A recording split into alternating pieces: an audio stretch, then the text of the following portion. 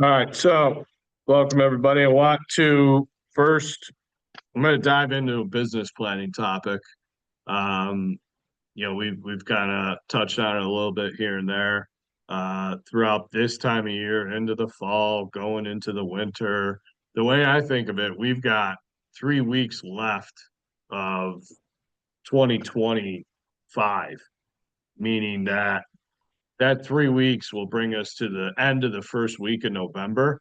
And really anything that goes under contract after that first week of November is going to be you know closing most likely anyway, unless it's a cash deal with a great attorney that turns everything around. You'll be closing in 2026 at that point. So we've got like this exciting time of year to where it's like, okay, let's finish the year strong and still an opportunity to reach our goals in 2025. And we need to plan for the new year in 2026 and do that well ahead of time. Like one thing you don't want to do with business planning is wait till January 1st to do it. Because, again, what I just alluded to, like 2026 really starts in November because your closed production is going to go under contract before the new year. So we've got like just this critical time of year that finish the year strong, start the new year fast, and make sure that all your plans and goals are set to make the plans off of, are done well in advance. So I'm going to give you kind of a quick summary of how to get through business planning time of year. Okay. And you're going to see on the calendar, one like Chelsea's been doing weekly snippets of it, leading up to what will be all day sessions. Don't quote me, I apologize, but early November, there's a kind of all day clinic style for business planning. I'm going to give you the Cliff Notes version of this to be able to wrap your head around and figure out how to develop these goals and these plans for yourself and your individual business. And we're going to start with goal setting. Okay. And goal setting can be a few different elements, but we can start at like the top in terms of like anytime that you can define your why, like what's important to you and ultimately what's going to give you the energy and the purpose and the excitement to be able to go out and do the hard things, right? Like who you're doing it for, why you're doing it for them, even if it is yourself, like having some sort of emotion tied to a goal, right? Right. Is one Right. way of thinking about your why. Now, here's one thing I want everybody to hear. Like I had a problem earlier in my career when I was challenged by a coach or a mentor to say like, your why really needs to be profound and meaningful and it's got, like just the why of I'm going to do this for my kids and my wife and my family and give them the best life possible. I was told like that wasn't good enough. And I didn't like that. And I was Mm. told that it had to be more profound and, touch on other spokes of the wheel of life and things of that nature. And what I'm here to tell everybody is like, yeah, if you can get to that point where you have some deeper, higher calling, game on. Right. That can be something to work towards. But Right. like right now, if your why is just like, I need to pay the bills, and I need to put food on the plate of the family, right? And like it's just we got to go do that, and that's what's most important, and that's what drives your energy and your motivation and your purpose. That's totally fine, Right. right? Like just have something that is meaningful to you. Ultimately, that kicks you into gear. Going get tough, or when the tough gets going. Yeah, what am I trying to say? The going gets tough and the tough Well, get the going, tough keeps right? Like going. you Yeah. refer to your why to Right. harness that energy. Okay. Right. Now, ultimately, goals should be set by running through this exercise. And to think of goals as like, this is what I want. This is what I don't have and I want. And this is what I don't have and I need. Like, this is what I want to accomplish. Whether it be tangible or intangible, right? Because if you want to, you know, have a goal that's, say, spiritually related for, an example, that may be largely like intangible actions or things that don't cost money necessarily, but more time related and investing in yourself and others, things of that nature. But define what your goals are in terms of what you want to accomplish. Now, that can be in the short term, and say in the next year, your family wants a new house or a boat or a new car or, an investment property for yourself or for wealth building, things of that nature. Um, you know, you want to buy your significant other a Louis Vuitton bag and it's going to cost 5 grand, and, have a budget for these goals, whatever they are. I would encourage everybody sooner than later, and the sooner the better, to really start thinking about like long-term future and planning and how you want to live at retirement. Because if you have this vision of, you're 55 and retired and half the year in Florida and half the year here, and it's going to cost $250,000 of cash flow per year to pull that off. Well, Right. think in that level of detail. Like, think Right. in level of detail of like, I want to live this way when I'm retired, and I think it's going to cost me this much. Because from there you can work on the overall, and this will require professional help most, but you can work on the overall formulas to be able to have a plan that funds that retirement on the day that you want to retire. But you can really only get there if you start thinking about it well in advance and then start, establishing goals and saving towards them, funding them well in advance. Whatever Well, your goals are right now in the short term and the long term, get them documented and establish a budget, right? Like, what's it going to cost to fund your goals? And what's it going to cost from a long-term sense and a short-term sense? So, for example, say you want to buy a $50,000 boat in 2026. And you also work closely with a financial advisor who says that I need $25,000 a year to invest to these accounts in order to get you to your retirement goals in another 20 years. Well, your goals are going to cost you $75,000. right. That's just that budget of life for the year. That's like there's luxury there with the boat, but it's going to keep your family happy or whatever the example is, right? And go towards that why concept. But then you also have that, financial savings aspect of it and $25,000 in that example to go towards retirement. Now, what you need to do as well is there's other parts to the formula for how much income you need to produce. Right. 5 categories to establish an income goal. Number one is going to be your personal expenses, personal fixed expenses. So just think of it as things that you really can't cut from your life, like housing and car expense and insurance expense. And, food's an interesting one because you need food to live. So there should be a budget for groceries and food. But going out to dinner 5 nights a week is not needed to live, right? So that becomes more of the second category where you have your non-fixed expenses, or call it your lifestyle expenses. These are things that you could cut. And in that example, the going out to dinner, like, if you don't have the money for it, well, sorry, but you should probably stop going out to dinner 5 nights a week, right? If you have the money for it and you're budgeting for the lifestyle of, me and my family like to eat out 5 nights a week and it costs us $100 a night. And that's $500 a week times 52 weeks a year, whatever that math is. Now you're establishing the budget that you need and the income that you need in order to fund this, lifestyle. So DoorDash fix, is my weakness. there you go. I hear it. So, but, and I'm here to say, live the way you want to live. Yeah. Just make sure you can fund it. Right.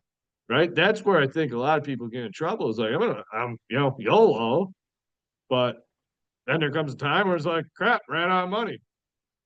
Right. Doing this exercise and fulfilling it year in and year out shouldn't lead to that if you're fulfilling the income, and also should lead to you reaching your goals, which is really most. There's a lot of people get guilty of like they'll just do this personal budget, but then not budget for anything else, and then wondering why they're not where they want to be in their life. Or certainly the level of like just total winging it financially, and then you realize there's problems, and you realize Right. like, oh wow, we've been eating out a lot Yeah. when it's too late. So fixed personal expenses, non-fixed or variable lifestyle expenses for just all personal aspects in life. Then you have your business expenses, and just the one key I'll give you there, as a business owner is like keep separate accounts for each business you have, Yeah. right? Definitely. Don't mingle personal expenses with real estate business expenses with another business that you have as well. Keep diligent separate accounts where like all your income for real estate goes in one account and all the expense comes out of it as well. Becomes a lot easier to manage a P&L, becomes a lot easier to just, forecast and budget and really keep an eye on what you're spending and what you're making. Right. But know what it costs to run your business for the year or budget accordingly for it for the year ahead. Fourth category is those goals that we talked about, right? So I want to buy a boat and I need to, save 25K to get to my financial advisor. Boom. And then the fifth category is Uncle Sam and taxes. And, basically category or total up categories 1 through 4, your personal expenses, your business expenses, and what it's going to cost to fund your goals. Then multiply that number by, not here to give tax advice, but I would say 0.3. Unless you're in a really higher tax bracket, becomes pretty conservative. If you are in a higher tax bracket, you might want to go to 0.35. That doesn't take into account effective rates and things of that nature. So it's conservative, and you should be left with a surplus. But now you've budgeted to pay for your taxes. Is in this example, say you make the money that it costs to fund your personal life and your business expenses and your goals, and you buy that boat and save the money to give to your financial advisor. Then April 15th rolls around, like, ooh, I don't have the money saved to pay the taxes that I need to pay the IRS. Right. Versus now, like you've hit everything that you need to hit, like running through this formula and meeting the production that's needed to lead to that income. Now, I'll say if you have other businesses or other jobs, or if you're doing this, with a spouse and they have their income as well, you can kind of, do this a number of different ways, right? But factor it all in. Now you have an income goal for your business. Now you can find out, okay, here's what I need my production goal to be for my business. And, a lot of agents get, kind of, it's either like I'm just going to do incrementally more than I did last year. And that's my production goal, meaning like, okay, I sold 2 million last year. I want to sell 3 million this year just because that's an increase and that's more and more than I've ever done. And that'll be great. I'll be feeling good after that.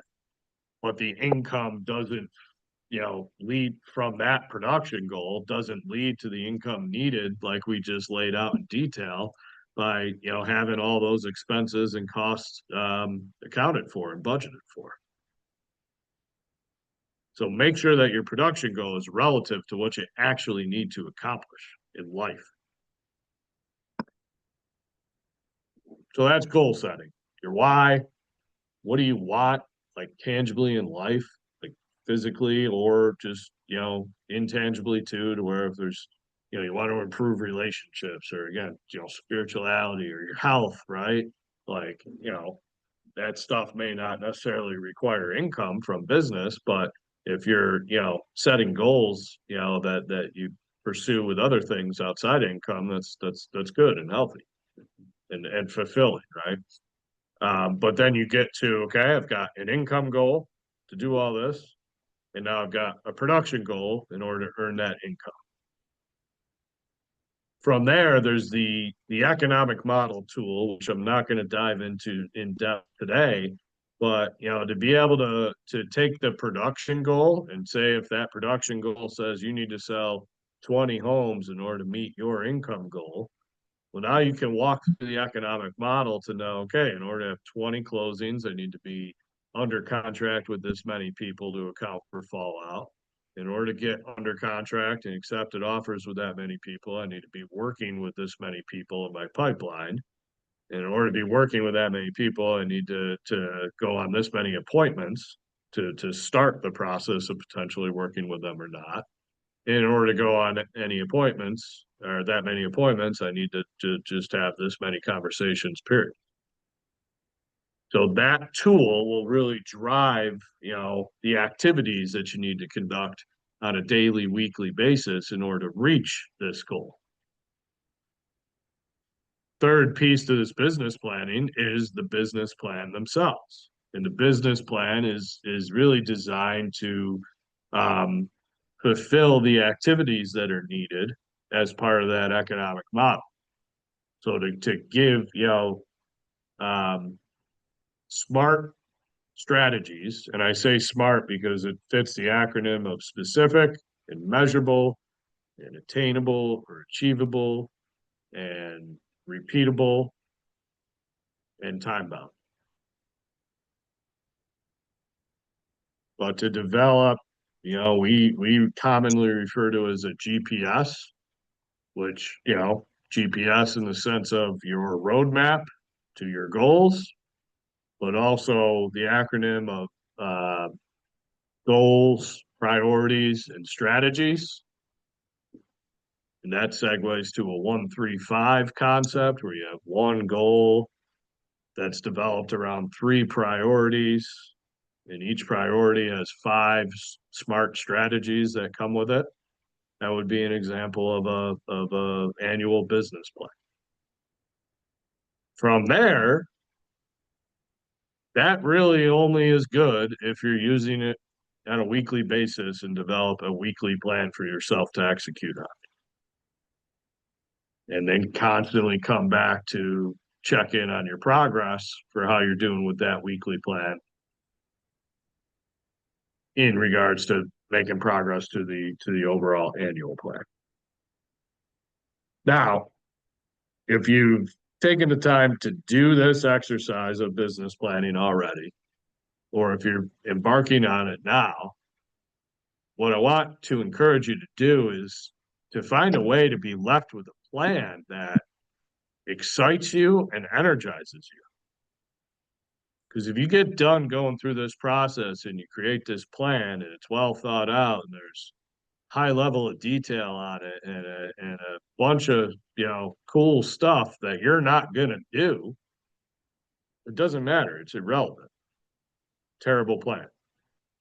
Like the best plan is one that you're willing to commit to and actually take the action that is stated on it. You could have the most detailed, like industry leading conceptually and strategically and all that, but if you don't do anything on it, it's totally useless. So if you feel like you're done with business planning, then ask yourself, like audit yourself, does it excite you? Does it create a high level of energy that is gonna, implore you into action? And you're taking specific actions that are laid out on this plan because it's there for a reason. And that's what gets all your attention. And that is what gets your energy and your focus.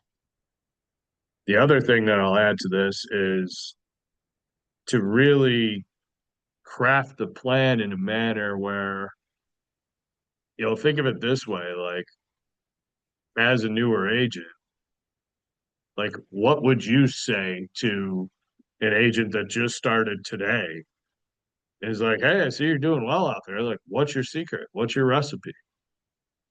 How do you describe that?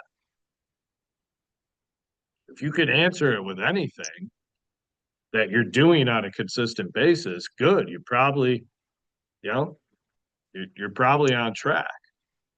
You're struggling to answer that, then make sure that you're developing a plan that gives you clarity and buy-in and confidence and comfort and excitement and energy around what it is that your plan is telling you to do. But the options can be endless and they'll be different for everybody. Some may say, like, I just stay in touch with my people and I love on them and they love me and it leads to business. Some may say, like, cold call expireds and FISBOs and that leads to all the business I get.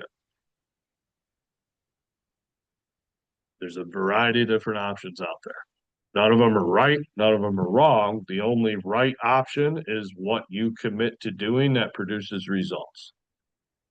The wrong choices out there are things that you're adding to your plan that you know you're not going to do or you know don't work. So it's for everybody to decide individually. It's not really a copy and paste type of exercise. You can refer to other plans built. You can refer to, what is common. But the question becomes, are you committed to doing that action? And that's how you got to look at this. Right. I'm going to shift gears to, I was reminded, well, actually, I found this out, I should say, but I was reminded of the importance of buyer agency agreements, which, we should all know that they are very important and required as of August of 2024 with the NAR lawsuit settlement. I was reminded of how important this is because somebody told me what the fines are that are associated with not using a buyer agency agreement. And you can legit get, if you're caught showing a home without some sort of buyer agency agreement, you could be fined $2,000 just for that instance and also potentially lose your license.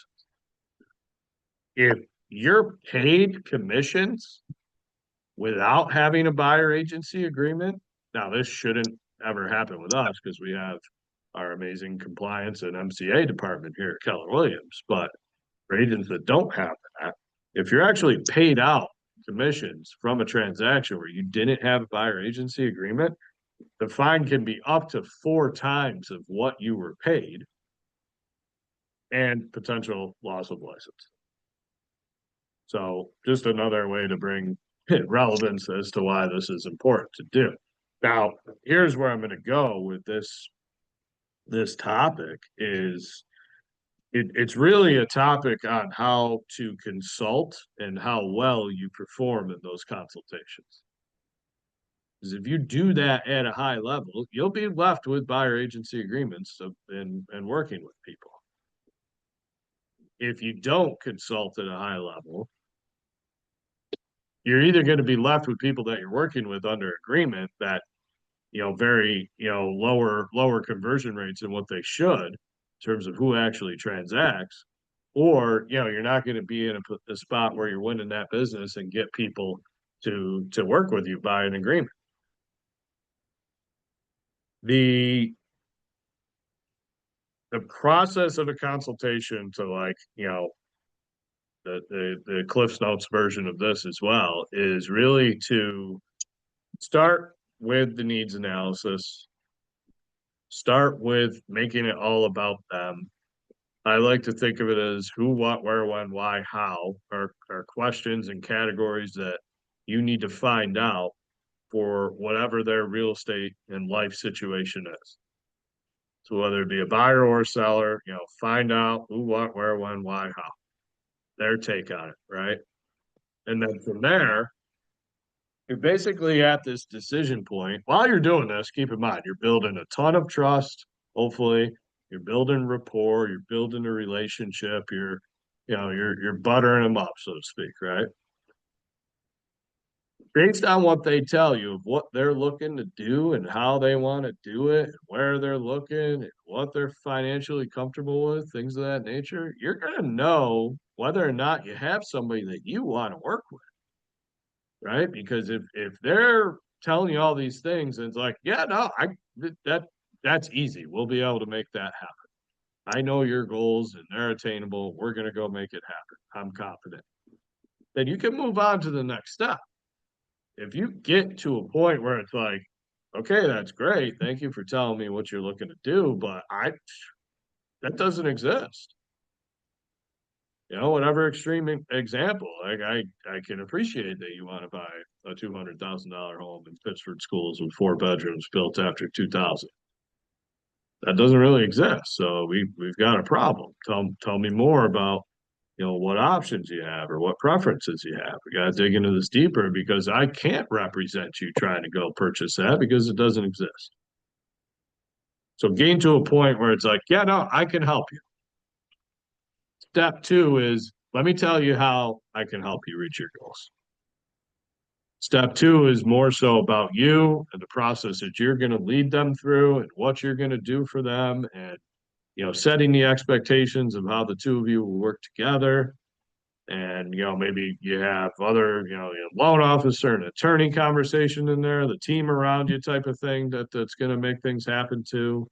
If it's a buyer and you're moving this along to where things are going well, have the difficult conversations as much as you can up front without scaring them off at a later without scaring them off up front, but not just deflecting a harder conversation to have down the road when it should have been had right away.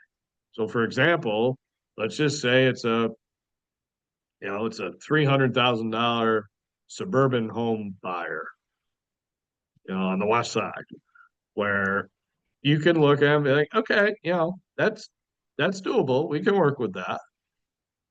But you don't have the conversation of, the market being competitive. And then you choose to have that conversation, say, after the second or third offer lost, and you're explaining everything that they could have heard the first time around in order to be more competitive. That can really backfire on you because I don't know, maybe I think of it differently, but I'd be thinking of it as like, well, why didn't you tell me that the first time around? I would have loved to have been, like, I get it now. I agree with you. Would have loved to have been in this mentality for the first offer that we lost out on because we really love that house. I don't know if I can trust you anymore. Is a potential risk. You want to protect your business. Just understand that in doing so, you're also going to protect, people from themselves or just people in general, right? Because if you're, preventing somebody from going to see 6 of the 8 houses that they wanted to see over the weekend and gave them back 3 hours of their time as well, because there was, you knew those houses weren't going to be a fit for them, they'll appreciate it. You just got to get them to understand. Now, if step 2 of this consultation is handled properly, you're hopefully at a position where you and a buyer and this really applies for sellers too, but you're kind of in this dynamic where it's like, yeah, this all sounds pretty good, right? Like, is there a reason that we don't get started working together? And the buyer's in, no, like, yeah, I love it. Thanks for all the details. Thanks. I trust you. I like your style. I like the plan that you're laying out. It all makes sense. Yeah, I'm not crazy about this market, but I appreciate what you're telling me and it makes sense and I'm willing to do that. That's like, okay, great. When do you want to get started? Now we're on to step 3.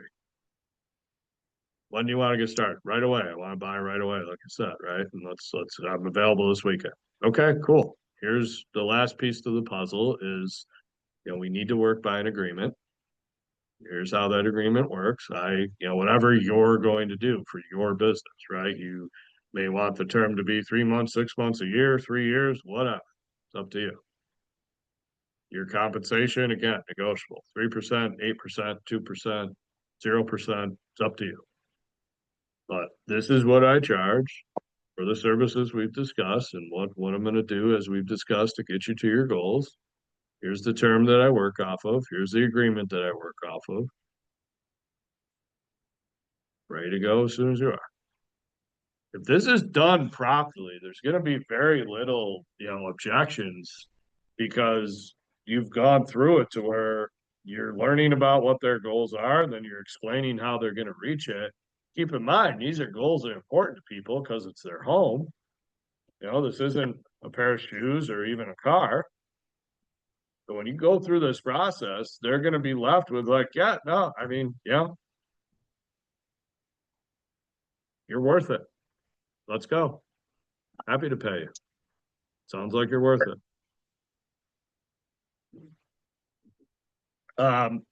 Couple other kind of caveats to the conversation is the exclusive versus the non-exclusive buyer agency agreement. And really, like, you can weaponize that non-exclusive buyer agency agreement to get your foot in the door, to allow yourself to build the rapport and the trust, and allow for the opportunity not have to go to a conversation with somebody who isn't ready or isn't comfortable or you don't know and they don't know you. You can avoid the like, hey, I'd like to work with you exclusively for a year. That's a tough thing, right? Like I don't care who you are, it'd be tough to where if I just got a phone call from a stranger asking to see a house, and my response is like, okay, great, happy to help. However, I need you to agree to work with me for the next year. And you're gonna have to pay me 3% if the seller's not willing to pay me. That's a really difficult conversation to have play out, really difficult concept to have play out. Versus like, hey, listen, happy to help.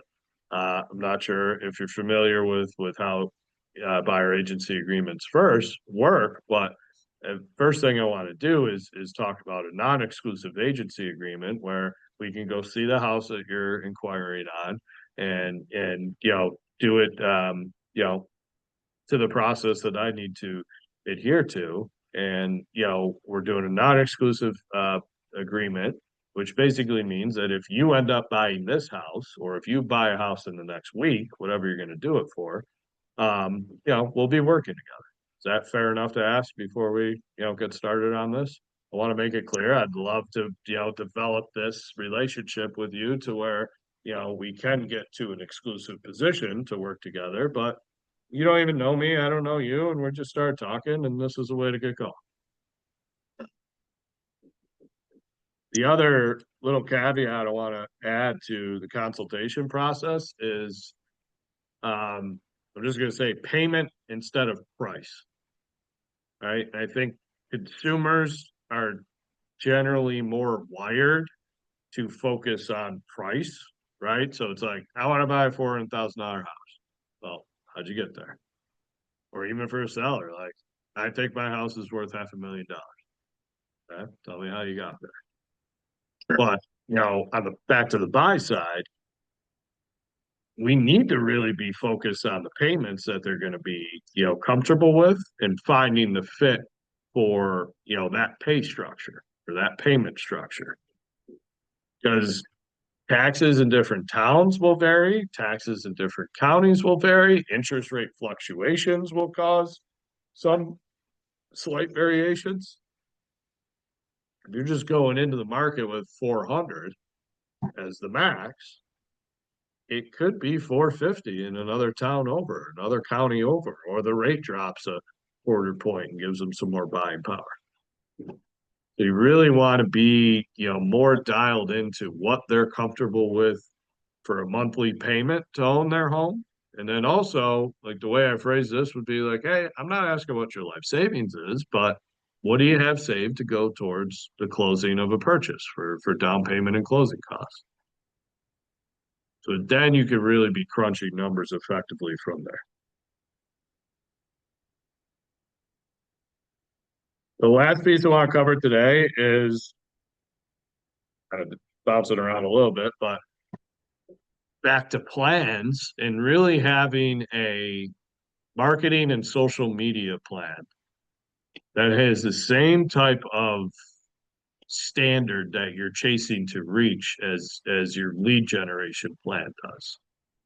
Right. So what I mean by standards is like if you're following the economic model for your business and you have a weekly standard of 57 conversations that need to be made, and that should yield 3 appointments per week, and that will turn into 20 closings a year, whatever it is, just throwing out examples. That's not necessarily how it is. But whatever your business is designed to produce, those are standards of like, I better have 3 appointments for new business this week, and I better make 57 conversations to get it. You could get to a point week in and week out where it's like pass fail. Did you do what you need to do or did you not? And that's a good, healthy lifestyle with healthy pressure to put on yourself to perform to so that you're not just, floating, existing and waiting for the results to come. I'm going to apply that same type of concept to the marketing and social media side of your business. Just have standards that you need to, for the creation of those elements that you need to have. So for example, like marketing wise, like I want to send 2 emails a month to my database. I also want to send a postcard in the mail per month to my database. Those are the standards that I'm going to then have to create, another, more detailed plans for how to bring that to life. But that's the standard I want to live by on that side. For social media, same type of thing. Like say it's once a week, I want to do, like here's what I'm thinking about implementing. I'm going to have a food post per week. I'm going to have 2 business-related posts, one of them being a video, one of them being just a post, sharing an article or something like that. I might start, I got to decide. My goal is to finalize this week, but deciding between like, do I share some sort of quote, inspirational wise? Do I share something music related? Because that's another interest of mine. And then I have this thing that I do with my family once per week. Balance being like, to me, five post goal is what I'm developing. I want 3 of them to be personal, 2 of them to be business. You could go 4 and 1, you could go 8 and 2, you could, I feel that there should be at minimum, I feel like you got to have a 50-50 split. But I think the more that you balance towards personal life with social media, I think it becomes powerful because people want to work with people. They want to work with humans that are similar to themselves and that they can relate to and that they, have a life that they appreciate outside of just, selling real estate, making money. That's subjective opinion on my end, but that's how I would go about it. Now, tie in AI, like make this easier, right? Like I went on a rabbit hole, for example, last night and started, saw some news about legislation that was introduced to spur bolster home ownership, in the state, right? And I'm not going to read through legislation. I asked AI about it and started talking back and forth with it, and eventually, got enough understanding on my end to then, talk to it about the social media campaign they wanted to run on the concept, and it gave me a whole, playbook to follow Right. and implement.